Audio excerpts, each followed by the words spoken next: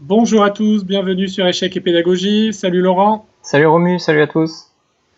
Donc une petite tactique quotidienne pour se mettre en forme. Donc c'est une position tirée de la partie entre les deux très forts grands maîtres Dautov avec les blancs et Arthur Yusupov avec les noirs. Le trait est au blanc. Donc comme d'habitude, on vous invite à mettre sur pause la vidéo et ensuite Laurent va nous faire découvrir tous les secrets que recèle cette jolie position. Alors justement, quels sont les secrets de cette position? En tout cas, qu'est-ce qu'on peut remarquer? C'est une structure assez équilibrée, les pions blancs font face aux pions noirs, il n'y a pas de faiblesse du type pion isolé ou pion doublé. En revanche, en termes d'activité, les blancs ont clairement pris le dessus. Ils contrôlent notamment, grâce à la tour sur C6, la seule colonne ouverte de l'échiquier. Et qui plus est, cette tour sur C6 est entrée dans le camp adverse et elle crée donc certaines pressions le long de la sixième rangée. Le cavalier E5 est lui aussi extrêmement bien placé, il est très clairement supérieur au cavalier B6 qui est notamment dominé par le pion B3, il peut difficilement aller de l'avant à cause de ce pion B3. Et enfin, il y a sur l'échiquier les fous de couleur opposés dont on sait qu'ils peuvent ou qu'ils vont favoriser l'attaquant, ou en tout cas celui qui a l'initiative dans le milieu de partie. Donc malgré ça, les noirs, qui sont quand même menés par Arthur Yusupov, qui est peut-être l'un des joueurs les plus solides de l'histoire des échecs, les noirs ont quand même une position solide, justement. La tour sur B8 tient le cavalier B6, le fou également tient ce cavalier. Il semble que les blancs sont à l'entrée de la forteresse des Noirs, mais justement cette forteresse tient le choc pour l'instant, et il se peut que les Noirs petit à petit réussissent à repousser l'envahisseur, on va dire. Ici d'ailleurs, si le trait était au noir, peut-être qu'on pourrait réfléchir à un coup comme tour C8 pour échanger cette tour C6 très active, et suite à l'échange des tours, les Noirs finalement obtiendraient l'égalité très facilement.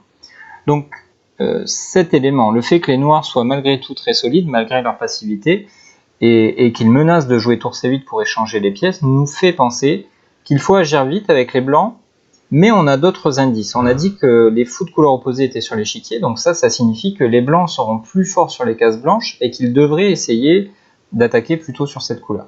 C'est probablement ce qui a permis à Dautov de trouver le bon coup, qui est quand même assez spectaculaire et assez étonnant. C'est le coup fou G6, pour venir attaquer finalement la base de la chaîne de pions adverse. On vient attaquer le pion F7, mais malgré tout on fait un sacrifice. Donc assez étonnant, hein, Romu? Ouais, en effet, parce que la position est en apparence assez tranquille. Comme tu l'as dit, les blancs sont plus actifs, mais il n'y a pas d'attaque violente contre le roi. Et ce coup sort un peu de nulle part, et Dautov met son fou en prise. Alors bien évidemment, on comprend rapidement l'idée. L'idée, c'est d'attaquer le pion en F7. Et de ce fait, le pion à F7 devient cloué et devient donc un mauvais défenseur du pion E6.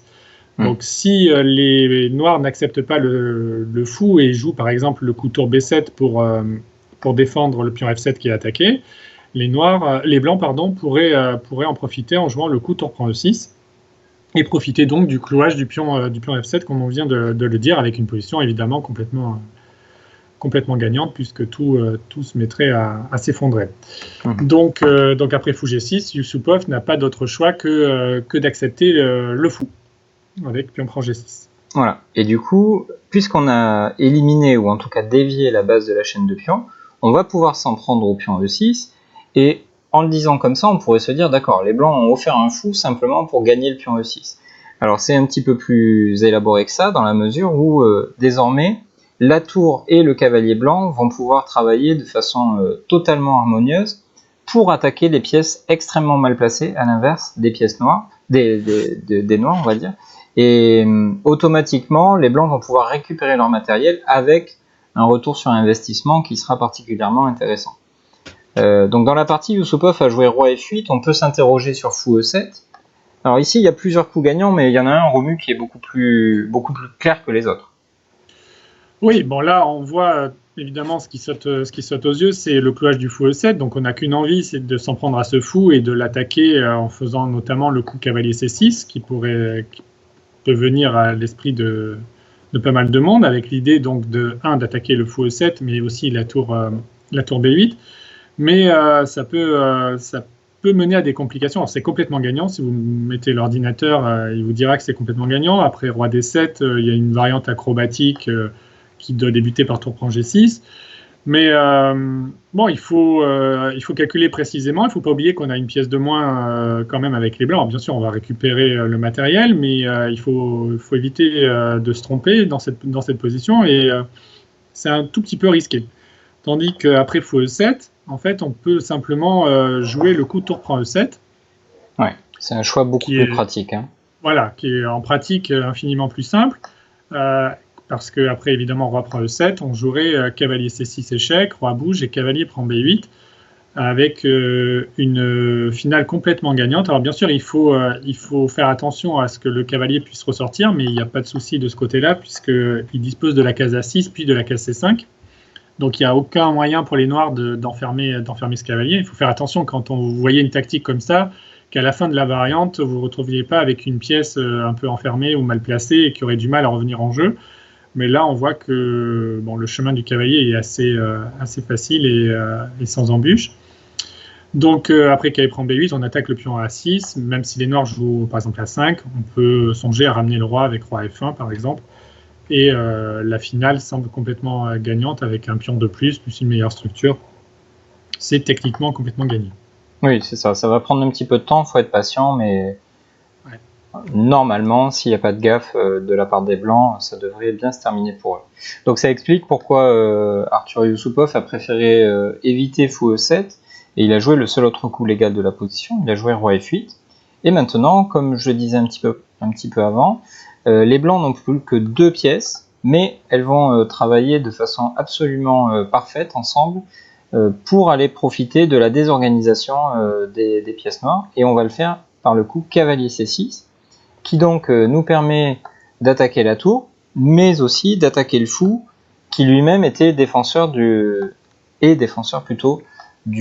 cavalier B6. Donc là, les pièces noires se marchent dessus, elles essaient de se défendre mutuellement, mais il y a de la surcharge un petit peu de tous les côtés, et finalement, les noirs vont devoir rendre beaucoup de matériel, en tout cas au moins l'équivalent de ce qui a été sacrifié par les blancs. Oui, la menace directe, c'est bien sûr attaquer la tour, et on note que si la tour bouge, par exemple en C8, on peut déjà récupérer le matériel avec cavalier prend fou, tour prend et tour prend B6, avec une finale complètement gagnante. Au-delà du fait qu'on a déjà un pion de plus, on va en gagner un deuxième avec la double attaque, grâce à la double attaque sur A6 et G6. Et cette finale ne devrait pas poser trop de problèmes pour réaliser l'avantage. Donc après cavalier C6, Yusupov a décidé de jouer cavalier D7 avec l'idée de défendre sa tour, bien évidemment. Et là, Daoutov s'est montré très précis, Laurent. Oui, exactement. Ouais, parce qu'il aurait très bien pu se précipiter pour récupérer son matériel par cavalier prend B8, cavalier prend B8. Et dans cette finale, les noirs ont 2 pièces légères pour la tour, mais on voit que la tour est extrêmement active. Elle peut notamment envisager de venir sur D6 et prendre le pion sur D5. Donc ce serait une finale très très avantageuse pour les blancs, on va dire. Mais il ne s'est pas précipité. Voilà, lorsqu'on a une position avec une telle domination, il faut savoir faire fructifier au maximum notre avantage. Et il a trouvé le coup le plus précis de la position, qui est tour D6. On continue de profiter de la désorganisation des pièces noires, et on va se retrouver dans une finale gagnante, mais avec moins de soucis techniques, on va dire, que dans une finale où on aurait une tour face à 2 pièces légères, où les choses peuvent parfois mal tourner. On va probablement arriver à une position, peut-être une finale de tour ou quelque chose comme ça, avec des pions d'avance, mais dans laquelle il y aura moins de soucis techniques, on va dire. Même si ce qu'on a montré juste avant était clairement mieux pour les blancs, mais voilà, tour D6, c'est instructif du point de vue pratique, hein, Romu, de se dire que de tels grands maîtres savent prendre leur temps et ne pas... c'est pas parce qu'ils ont sacrifié du matériel qu'ils vont chercher à le récupérer absolument tout de suite. Parfois, il vaut mieux attendre encore, ne serait-ce qu'un coup, et passer à la caisse ensuite. ils conservent leur atout dans cette position. On voit que la tour en D6 fait une jolie brochette sur la colonne D avec le cavalier D7, le fou D8 et même le pion D5. Le cavalier C6, bien évidemment, a toujours la tour à sa il peut capturer la tour quand il veut. Il a aussi le fou en D8. Donc, toutes les pièces noires sont en prise. Donc, il s'agit de ne pas se précipiter et de trouver le bon moment et la bonne façon de transposer dans une finale gagnante, en fait. Donc, il a choisi entre deux façons différentes de gagner. Il y avait cavalier prend V8 et tour D6 qui certainement auraient gagné, mais auraient demandé beaucoup plus de technique. Et la façon plus pratique de convertir l'avantage avec tour D6, puisque Yusupov, dans la partie, a choisi de bouger la tour. S'il avait défendu le cavalier par roi E8, alors là, maintenant, on fait encore la pseudo-tactique un peu sur le même type que ce qu'on a vu déjà tout à l'heure. Après tour prend D7, roi prend D7, cavalier prend B8. On a encore cette finale qui est cette fois encore plus gagnante que tout à l'heure, puisqu'on ramasse directement le pion A6, avec une finale, évidemment, avec 2 pions de plus, complètement gagnante. Tout à fait. Ouais. Donc dans la partie, Yusupov a joué tour C8. Yusupov a joué tour C8, mais après tour prend D7... il a préféré mettre fin à ses souffrances, on comprend bien pourquoi. Il a du matériel de moins, il est dans une position passive, et s'il veut éliminer le cavalier qui participe énormément à l'attaque, eh bien, on va pouvoir récupérer dans un premier temps le fou, puis dans un second le pion sur D5, et ce type de finale de tour ne pose évidemment aucun problème pour un grand maître du niveau de Dotov, et évidemment Yusupov n'a aucune raison de continuer ce genre de choses. Merci Laurent pour ces explications toujours très claires, limpides. On espère que cette vidéo vous aura plu. Si c'est le cas, n'hésitez pas à la liker. N'hésitez pas aussi à commenter nos publications. Beaucoup d'entre vous le font, ça nous fait plaisir et on aime bien qu'il y ait pas mal d'interactivité dans les commentaires. C'est assez sympa. On essaie de répondre à vos suggestions et à vos questions. Abonnez-vous à la chaîne si ce n'est pas encore fait. Et on vous donne rendez-vous très vite pour de nouvelles vidéos. Au revoir. Au revoir, à bientôt.